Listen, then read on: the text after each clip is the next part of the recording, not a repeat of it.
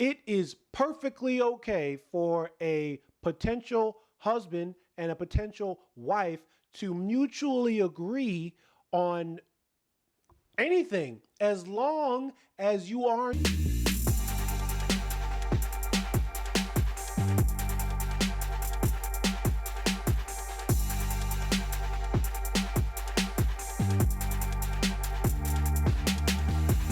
What's good?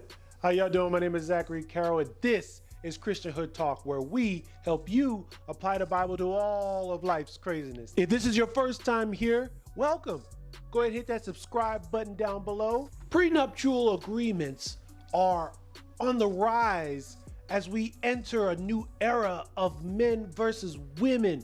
Men don't trust women, women don't trust men. All these Instagram models are trapping basketball players, custody fights, alimony fights, child support, people going to jail.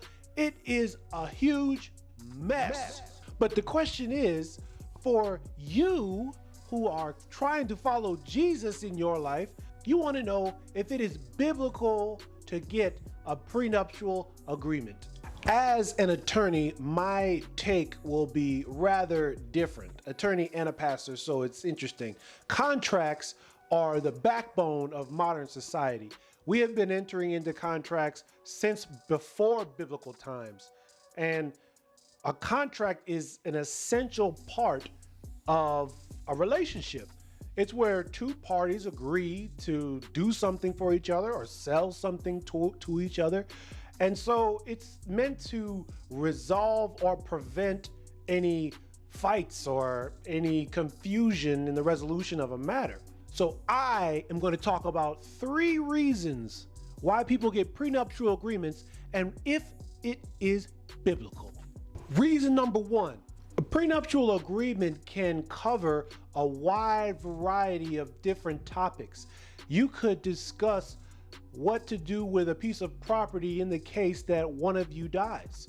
You can discuss if there's a trust fund in the name of one of the spouses. You can discuss who should get that money.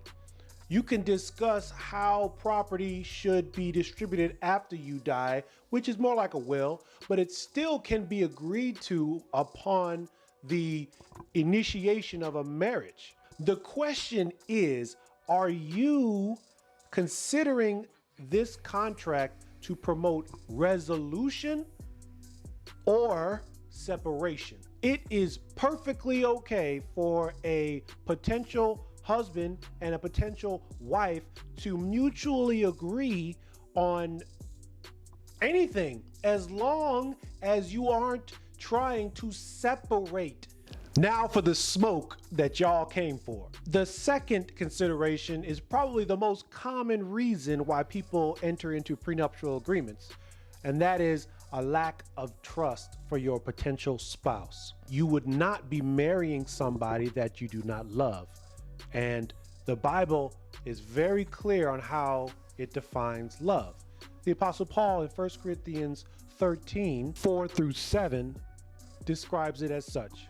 Love is patient, love is kind, it is not jealous, love does not brag, it is not arrogant, it does not act disgracefully, it does not seek its own benefit, it is not provoked, does not keep an account of a wrong suffered, it does not rejoice in unrighteousness, but rejoices with the truth. It keeps every confidence, it believes all things, it hopes all things, it endures all things. Believes all things, hopes all things, endures all things. So if you are incapable of trusting the person that you're considering for marriage, you need to pause. You need to take a step back.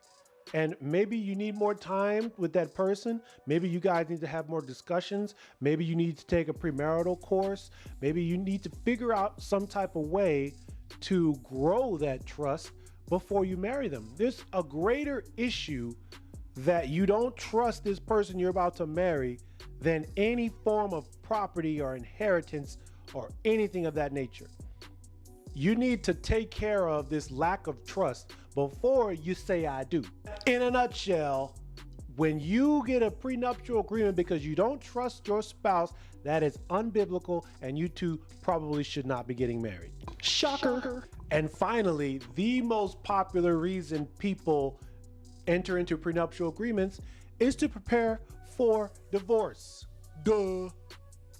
Do we say duh anymore? We live in a world of contingencies. We live in a world of ifs and maybes. No one wants to make promises. No one wants to be in committed relationships. Everyone is always looking for a way out. Everyone's always waiting for the back door to crack open so they can bolt as soon as they don't like something.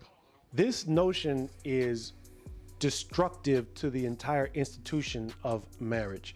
Marriage is not just a contract. It's not just an agreement, and it's not just a vow.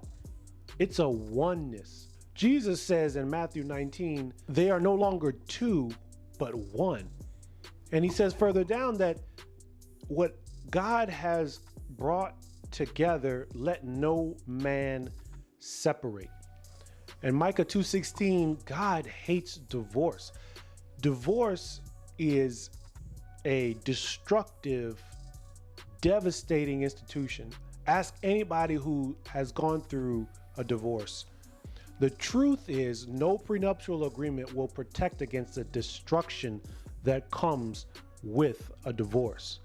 Anytime you rip a tree out of the ground, you will always leave a gaping hole. Prenuptial agreement in preparation for divorce is setting yourself up to get divorced. Well, that's all I got for you. My name is Zachary, Carroll, aka Pastor Z. Don't forget to like, comment, and subscribe down below. Let me know what you think. Let me know down below. I'd love to discuss it with you. Y'all be cool.